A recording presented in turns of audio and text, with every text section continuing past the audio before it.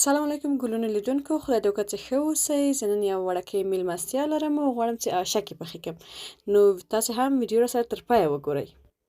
السلام علیکم قدرمنو لیدونکو، په یوټیوب کې د حسینه همدرد په نامه یوټیوب چینل سرچ کړئ، سابسکرایب یې کړئ او له دوستان سره مو شریک کړئ. بینندای عزیز در یوتیوب چینل حسینه همدرد را سرچ کرده سابسکرایب کنید و با دوستان نازتان شریک کنید تا همه تان از دیدن ویدیوها لذت ببرید.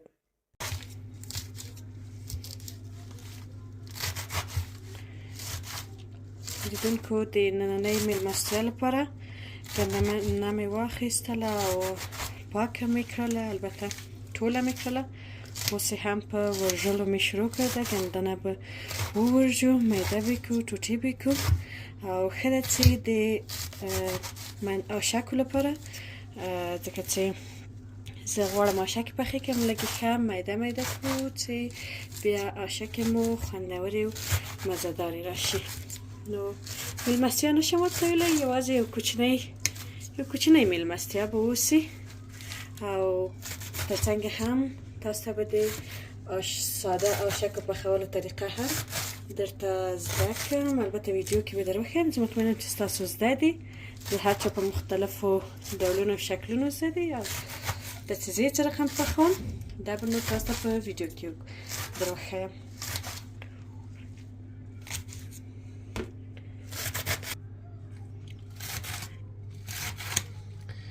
تاسو وینئ چې د پسرلي په موسم کې نامخته ما ډېره ښه تازه ګندنه پیدا کړله او واقعا ډېره ښه پاکېدل او ټولېدل هم اسانه ول، ځکه چې دومره مثلا وړه نه وه، غټه وه او ورژل یې ښه دي، اسانه دي. نو انشاءالله چې ترخه هم ونه اوسي او آشکې خوندورې راسي.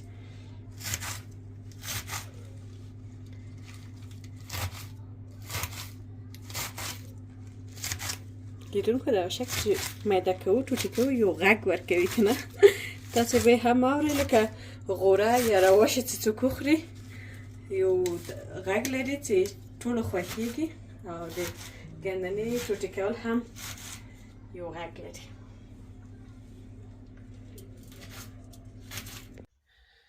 لیدونکو بیا هم سلام، او ګندنه مې ټوله وورژله، میده مې کړله او اوس به هم ومینځو. نو باید هڅه وکړو چې ښه پاکه صفا یې ومینځو، ځکه ګندنه څه نه څه خاورې هم درلودلې، دا خو یو واضح خبره ده، خو باید ښه یې پاکه ومینځو، دې لپاره چې خدای مه کړه ناروغان نه سو. او د ګندنې په مینځلو کې باید ډېر زیات دقت وکړو، یعنې د حده پورته. زه هغه کسان چې په اویلی لري او په اویلی کې ژوند کوي، خو ښه ده هغه د مثلا پایپ ده، سطلونه دي یا مثلا کاسې دي، په هغو کې مینځي چې له صاف نه استفاده کوي. او موږ چې په بلاک کې یو، نو زه همیشه چې ګندنه مینځم د دې لپاره چې همیشه بیا ښه نتیجه هم راته راکړې ده، په دستشویو کې مینځم. د اشپزخانې دستشویو نه 2 دانې دواړه ښه قف کوم او وروسته له هغه نه یې هم ښه پاک صفا کوم. وروسته له هغه نه یې نو د خولې بندوم په دې سره، سرپوښونه یې چې دي چې اوبه لاندې لاړې نه شي، او اخلم اوبه پکې ډنډوم، ګندنه هم پکې اچوم، بیا یې نو همداسې مینځم، بیا د یوه نه بل ته اچوم او بیا یې یو 2-3 دفعې مې چې ومینځله، بیا یو څو دقیقې حداقل یو 4-5 دقیقې مالګه پکې اچوم په همدې کې، او وروسته له هغه نه بیا یو 2 کشه ورکوم، انشاءالله چې پاکېږي. نو راځئ په ګډه سره به د ګندنې په مینځلو باندې پیل وکړو. ښه، اوبه به هم ناخواسې کړم او ترڅنګ هم ګندنه به هم په دې کې ورو ورو واچوم په دې ډول سره.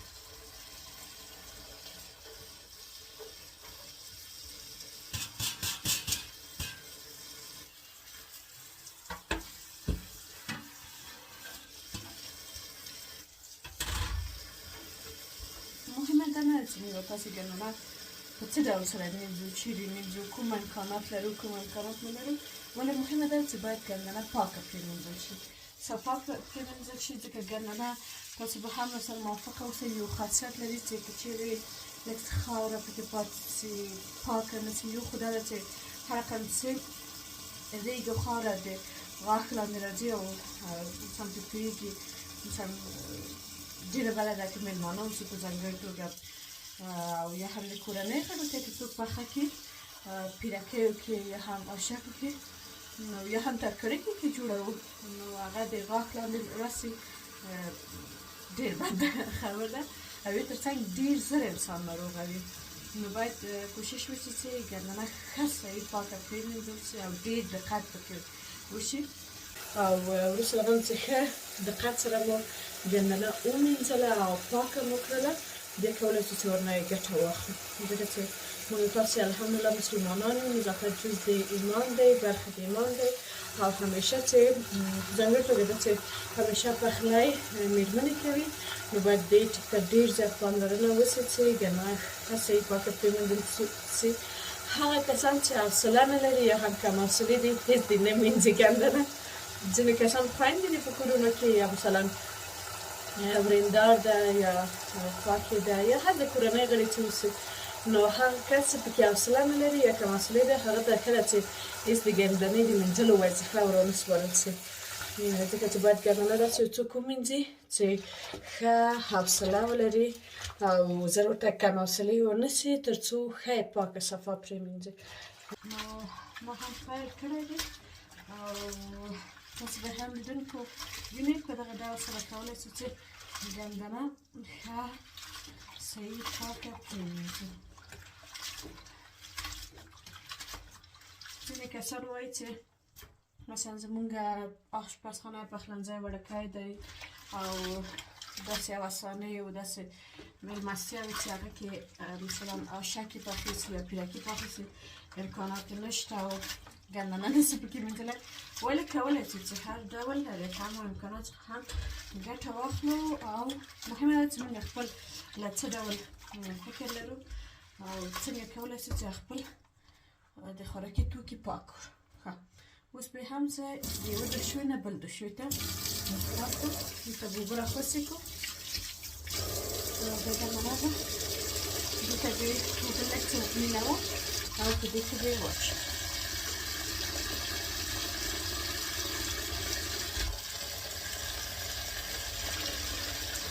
په دې ډول سره کولی شو چې خپله ګندنه ښه پاکه هغه کسان هغه اندولک یا ګلالۍ نجونې چې نوي د کور په کارونو پیل کړی یعنې دې عمر ته رسېدلي دي چې ورو ورو د کور کار پیل کړي او له خپلې مورجانې او له خپلو نورو خویندو سره مرسته او همکاري وکړي نو تاسې کولی شئ زه تاسو ته د ګندنې د مینځلو یو راز ووایم چې ګندنه چې موږ یې مینځو په اول کې شنې اوبه او تورې وینه ما د خاورې د خټ اوبه ورکوي ولې کله چې موږ یو څلور پنځه دقیقې ومینځله ګندنه دا خاصیت لري چې هغه اوبه یې سپینېږي یعنې نور نو نه داسې ښه رنګ ورکوي او نه هم تور یعنې ما د خاورو رنګ نو بیا وروسته د هغه نه هم دا یو راز کېدلی شي چې موږ کولی شو چې پوه شو چې یعنې ګندنه مو پاکه صفا شول هغه چې لږ ګندنه هم په مثلا په سطل کې مینځو یا په لګن کې مینځو یا په دشو کې لږ څه ګندنه هم چې پاتې کېدلی دې لپاره چې اسراف ونه شي او هغه چې په لاس نه راټولېږي نو کولی شو داسې جلکان څخه استفاده وکړو او ډېر ساده دا پاتې هم ورنه داسې راټوله کړو او په دې کې واچوو نباید اسراف وشي ځکه چې احیانا موږ هر ځلې مینځلو کې په یو مقدار ګندنه ایسته کوو نو فکر وکړئ چې هېڅ به هم پاتې نه شي په آخر کې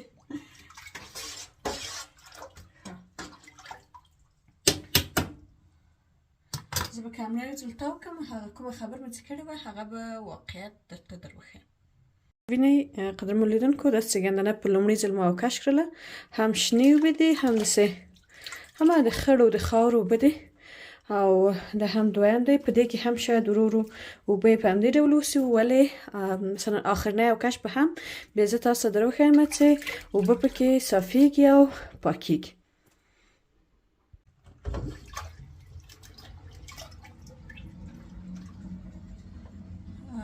یوه بله خبر به هم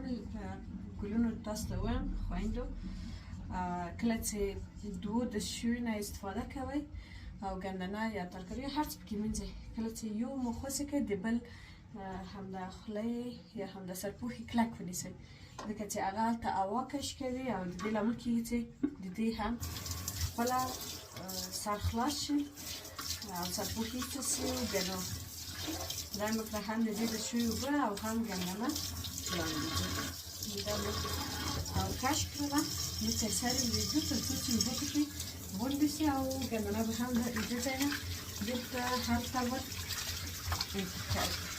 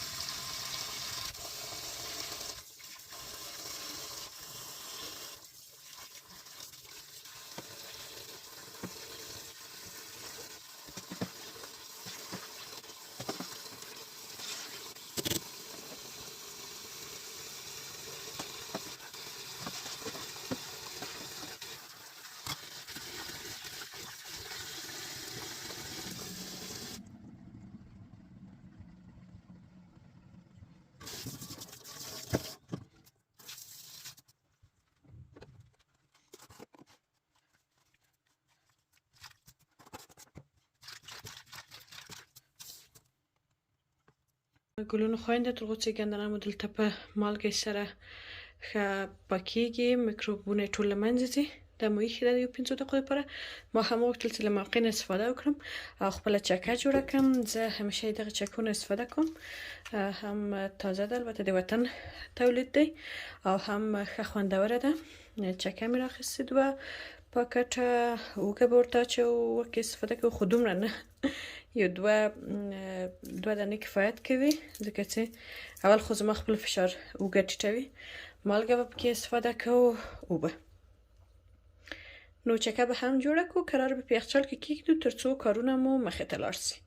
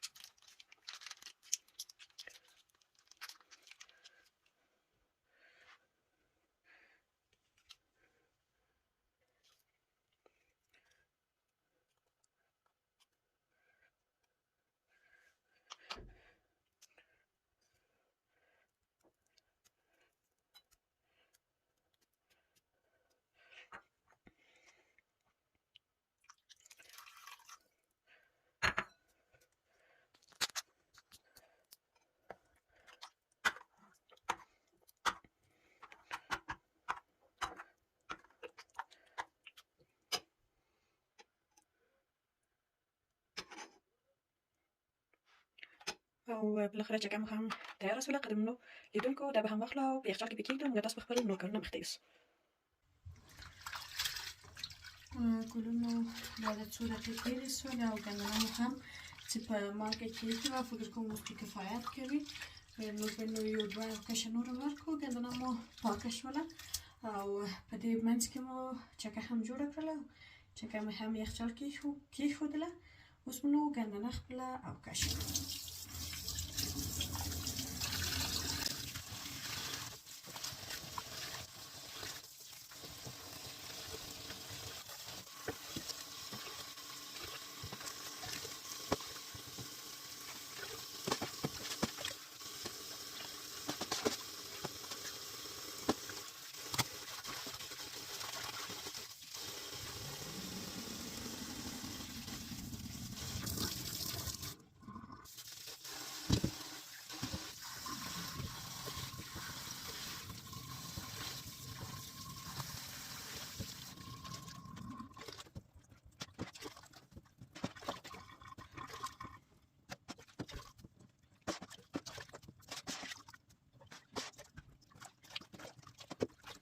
دغه د لیدونکو ګندنه مو پاکه صفا پرېمینځله او لکه څنګه چې ما تاسو ته ویلي وو د اوبه یې صافې او پاکې راووتلې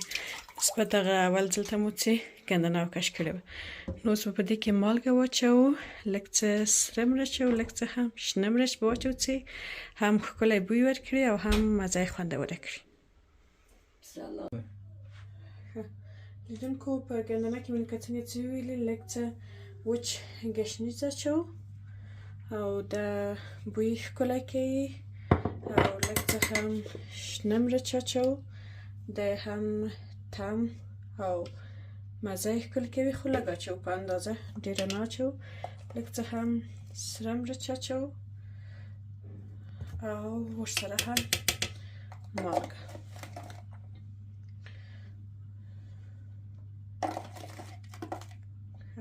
دا مو اچوله، ګندنه مو بیخي چمتو ده، سره لړو یې او همداسې پرېږدو او نن د دې لپاره چې زما وخت کم نه شي ما د دغه تیار غوړونه راوغوښتل چې د آشکو لپاره دي او په هره بسته کې 50 دانې دي. نو د دې څخه به ګټه اخلم، د دې څخه استفاده لږ څه اسانه ده او په اسانۍ سره موږ په کم وخت کې کولی شو چې ښې آشکې تیارې کړو. په دې ډول سره دي او پخولو د جوړولو په وخت کې به هم لیدونکو زه تاسو ته در وښیم. دا عموما په دوکانو کې چې موږ اخلو یخک وهلي دي، نو ښه ده چې بیا لږ مخکې راوړو کېږدو تر څو یخکې خلاص شي، خو فکر کوم چې دا یخک نه دي وهلي ښه دي. نو د دې څخه غوړ کړم د آشکو یا د منتو دیګی، هغه به غوړ کړو او نور به د آشکو په جوړولو باندې شروع وکړو.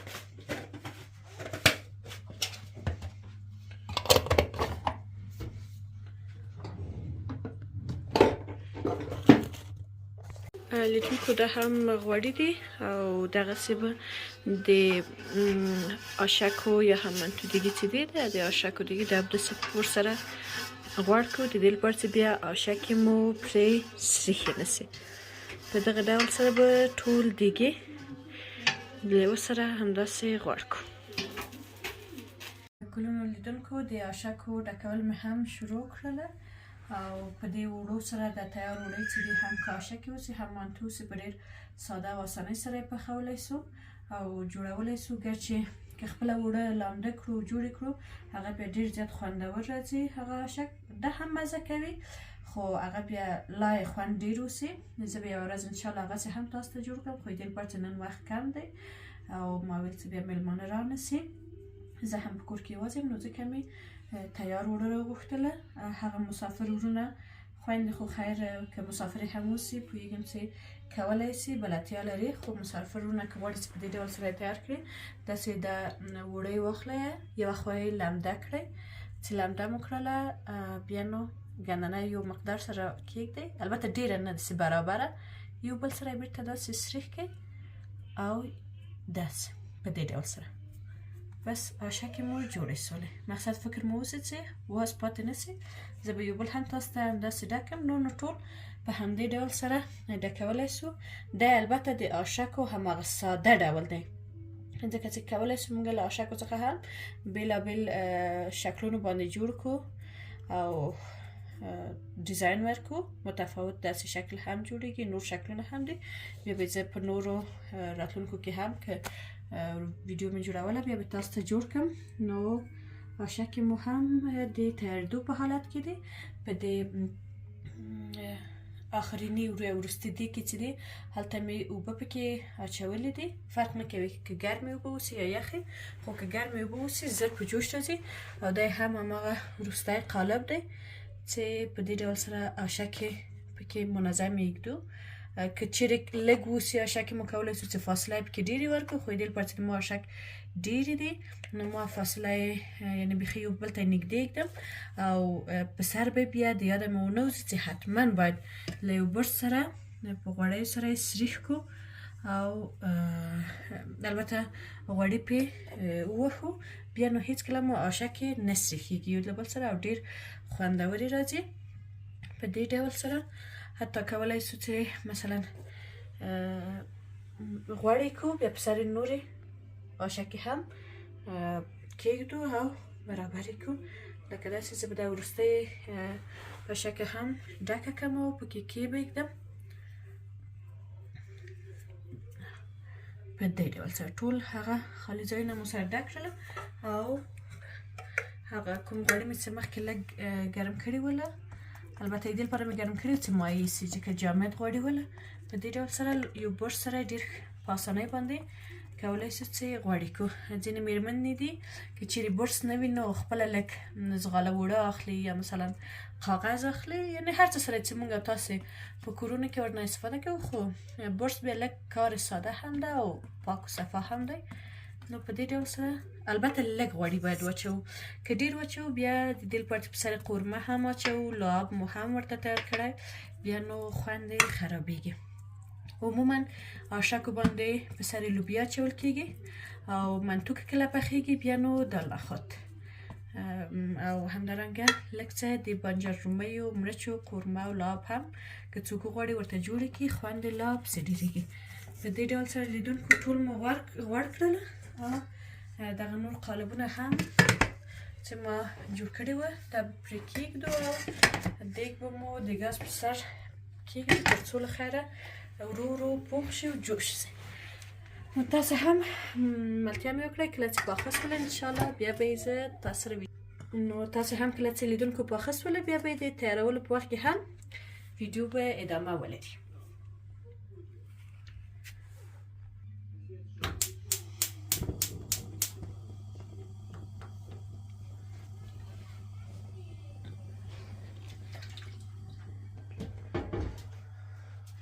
دا به لیدونکو کېږدو نو یو 10 دقیقې 15 دقیقې به یې پرېږدو تر څو پوخ شي او په منځ منځ کې به بیا د دیګونه تبدیل هم کړو چې مثلا یو دیګ چې پوخ شي بیا د قالب پورته سر ته وړو او د سر چې خام پاتې دی هغه لاندې راوړو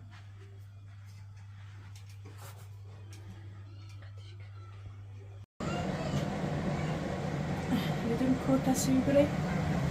دا اول قالب بیخي سم صحیح پوخ شوی دی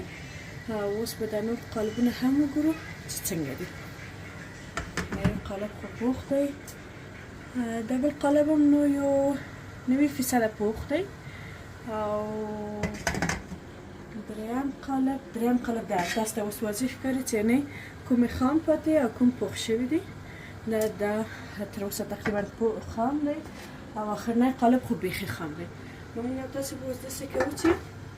قالبونه یې لکه ما تاسو ته مخکې ویلي تبدیلوو اول قالب د سر قالب اخلو لاندې ایږدو چې دا هم پوخ شي ورپسې دویم قالب ایږدو او دا قالب هم چې پوخ شوی دی بیخي په سمه توګه دا ټول سر ته ایږدو چې دم شي په دغه ډول نو اوس به هم ورته منتظر شو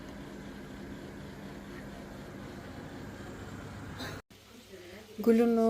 دا زموږ اشکې هم تیارې شولې او په دوو غټو غوریو کې مې راواچولې البته مخکې له دې چې اشکې راواچوو اول چکه په غوریو کې اچوو او ورسره هغه نه هم اشکې او دوه رقمه کولی شو چې د اشکو سر تزیین کړو یا جوړ کړو یو رقم دا چې اول چکه اچوو بیا ورپسې لوبیا او مثلا نور د بانجان رومیو لعاب مو چې جوړ کړی اوسي او مرچ مساله اچوو او یو رقم هم داسې چې اول د اشک پر سر لوبیا اچوو بیا مثلا لعاب د هر څه اچوو او د لوبیا په سر بیا چکه اچوو البته فرق نه کوي خو بس هر څوک ځان ته یو رسم رواج لري یا همداسې عادت ده نو ځینې کسان اول چکه اچوي ځینې کسان اول لوبیا ما هم د همغه لپاره په دواړو غوریو کې مې دوه رقمه جوړ کړل تاسې هم هر رقم مو چې درته ښه ښکارېده او خوښ مو شول هغسې کولی شئ چې جوړ کړئ نو په سر هم بیا د بانجان رومیو لږ غوړه لعاب مو جوړ کړی دی هغه اچوم